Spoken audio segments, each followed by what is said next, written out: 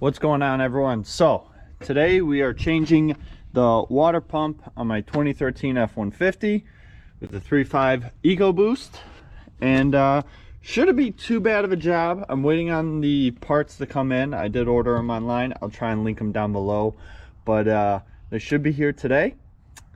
But we're just gonna get started. First thing we're gonna do, take off the cover here and then go ahead and remove the air intake to, well, this piece and then this piece, and then we got to take off the bottom one that goes to the throttle body itself, which shouldn't be too bad. That comes off the intercooler.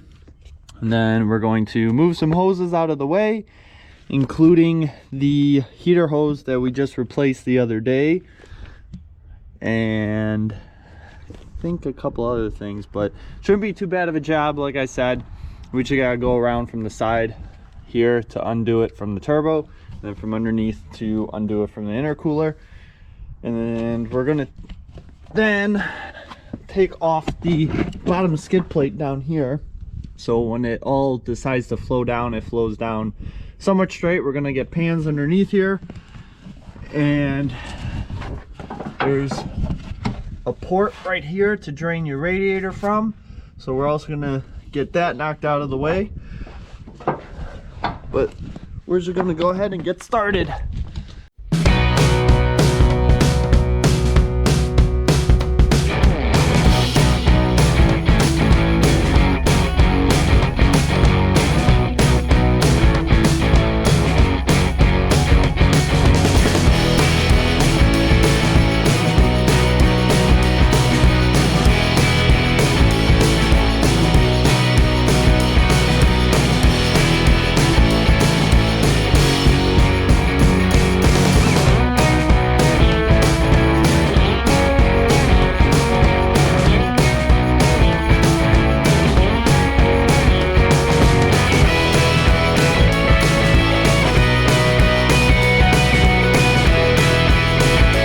The charge pipe from the intercooler, well, not charge pipe, but the pipe from the intercooler to the throttle body is one of these clips on it, so you just kind of pull on it till it comes off,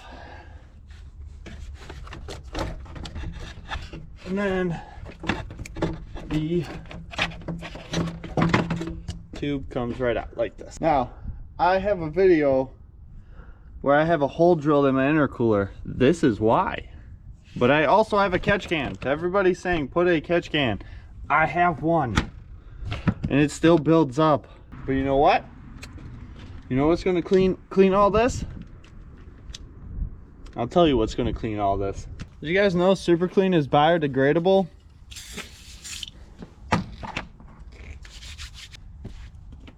I mean, for using a dirty rag to also clean my hands, I'd say that's pretty dang clean. Enough to eat a sandwich. So as I'm mixing up the concentrate for the cooling system, I want to talk a little bit about Super Clean, because I mentioned how they're biodegradable, but they're also phosphate and bleach free, and you can buy it in the concentrate just like this in a gallon, and then you can customize it to how you feel fit. And they have a chart on their website as well, so if you go to their website, you can see what kind of products they have. You can see for what you're cleaning, what you need done, where you need to mix the concentrate, or how you need to mix it for the ratios to be able to get whatever you need clean without destroying it or damaging it. Now most of the time I'm not diluting it at all. I'm using straight as, because I mean, you guys see how fast it works on the stuff that I've been cleaning, which is oil and grease and everything like that, because I found out the 50/50 mix is only good for negative 34 degrees. It was negative 30 some degrees the night that my coolant froze. So we're gonna mix this about a 70-30 mix, so it has a higher or lower temperature of freezing. And we should be good there. But yeah, wanted to talk about Super Clean. You can find it at most of your automotive retailers, and I know I see it at Menards all the time. You can get the floor absorbent, their wheel cleaner, their degreaser, their foaming, the spray. I really like the spray foam in the can. As you see, I use it on my hands and just cleaning stuff around the garage. So, but anyways, we're gonna finish mixing this up, put it in the truck, and I will catch back with you guys because this is in like the middle of the video. So, all right. Now that we're back from that, we're gonna continue taking this tube out of the way, which is going to be off the driver's side turbo and off the intercooler. All right, before we get too ahead of ourselves, we're going to drain the radiator, so then when we undo this hose and take off the water pump, there shouldn't be too much water coming out of here, allegedly. So just got the skid plate off, was able to get the clip for the charge tube, or the tubing, piping, whatever, to the throttle body. So now we can go ahead, drain the radiator, and then pull the heater hose back off that we just put on, at least halfway. We gotta get that clip off. And then we're going to take this bracket off, get the thermostat housing off, because we're also changing the thermostat while we're at it. So we gotta undo, there's a clip right here with this hose. And then I think that's it. Oh, and we gotta pull the belt off.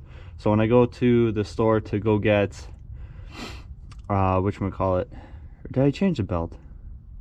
I think I changed the belt when I went to go change the alternator, maybe. I think I did. Now I can't remember. Anyways, we gotta go get distilled water and then coolant. So when we go do that, I might check to see if I purchased a belt. And if I did, then I did change the belt. If I didn't, then we'll get one. So let me continue taking everything off, and I will be right back with you guys. As you can see, got a line ran up to the petcock of the radiator, draining off into a container. Got some drip pans underneath, trying to catch what's dripping off. So we'll let that drain a little bit more before we start pulling the radiator hose off, or the well, we should be able to pull the heater hose off now and get that out, start getting that out of the way.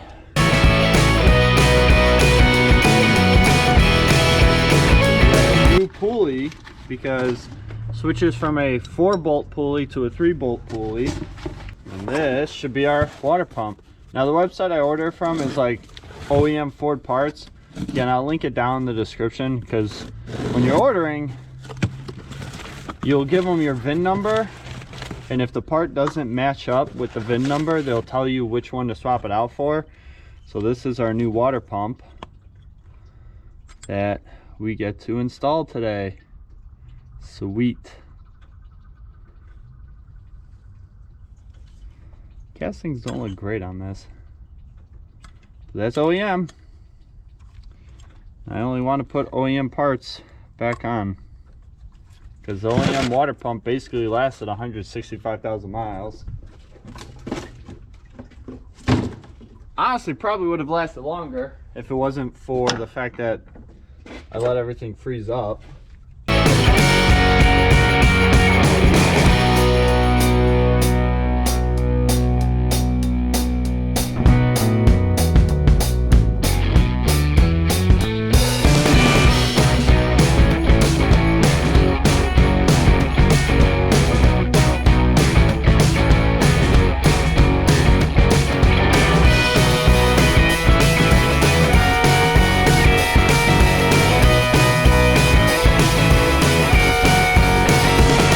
So I sprayed everything with some super clean and then hit it with a brass wire brush to try and clean up some of the edges and whatnot, so it sits better.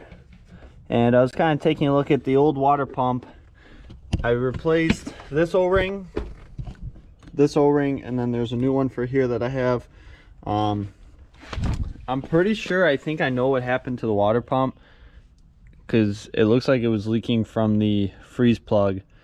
So I think it did freeze, the plug popped, but it also looked like it was leaking from right here anyways, so that's all right. The new water pump has a new O-ring there, new sealant there.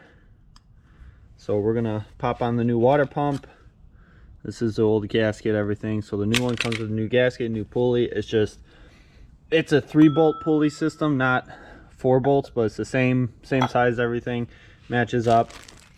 So we're gonna go ahead, start putting this on with some Loctite, start getting everything else back together, so then we can go get some coolant and distilled water. We're going to take the Ranger, the custom flatbed Ranger, which again, I gotta put that part 2 video out for you guys so you can see the finished, somewhat finished product on that. But otherwise, yeah, we are going to have at least one extra bolt from the pulley from this job. So that's how you know you did a good job, when you have extra bolts left over. And we're going to make sure we actually hook up all the vent tubes or vacuum tubes, whatever. All right, I'm going to go ahead and start reassembly. What we're going to do, we're going to put a little assembly lube on some of these O-rings. Loctite, it is going on.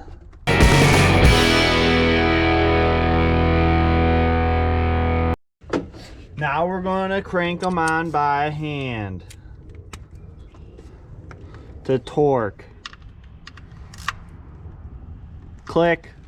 Or if we want to get fancy like a snap-on, we'll switch to snap-on. Beep, beep. All right, now we'll just go around double checking them. All right, beep, beep, beep, beep, beep, beep, beep.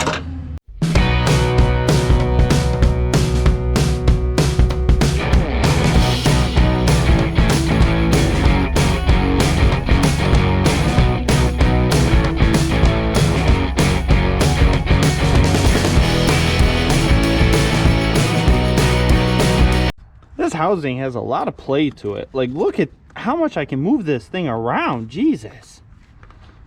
I don't like that, but okay. Whatever. I'm not the engineer. Somebody at Ford was back in 2009 and 10 when they developed this engine for the 2011 year. And now they're watching some dude on YouTube with a DeWalt Impact. Well, it's a little impact. Putting the bolts back on. Saying, no, you gotta torque it to the correct spec. No. Listen, if it breaks, it breaks. I ain't the mechanic. I'm just what they like to call a shade tree mechanic. Alright, belt is back on and secure. You guys really can't see that, but it's nasty. Leave it.